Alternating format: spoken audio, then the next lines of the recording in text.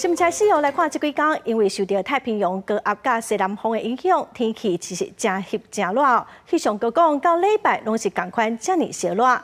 伫台中就有人翘倒摆，因为伤过热，着煞伫路边昏倒。加在巡逻的警察看到，赶紧叫救护车，人有救回来。那你从几点开始睡的？睡多久了？睡多久了？没事。 乌托邦停伫路边，人就趴伫顶头困。这个57岁姓吴的查甫人，互台中巡逻警察发现时阵，解救精神。虽然喙讲无代志，不过规人是神叨叨、软烧烧，而且喘过喘，警方随卡一救。现在哪里不舒服？胸口痛吗？好了，我们现在这样子不可能没事啦，你都已经坐船了。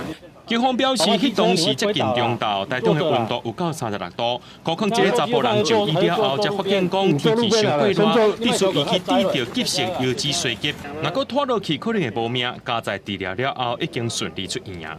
男子啊，他表情扭曲，狂冒冷汗，那捂着胸口不断的喘气啊，那神情相当痛苦。那我们同仁啊，还是立即通报119消防人员到场协助。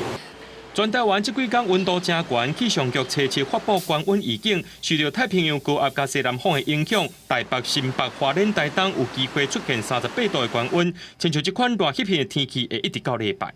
西南风也是有比较偏强，所以在背风侧，像是花东一带，还有大台北地区呢，相对的气温也是比较偏高的。气象局预测这3天桃园以北、花东、唱国都是37度以上的高温，各地头中岛进前紫外线指数会达到过量或者是危险等级。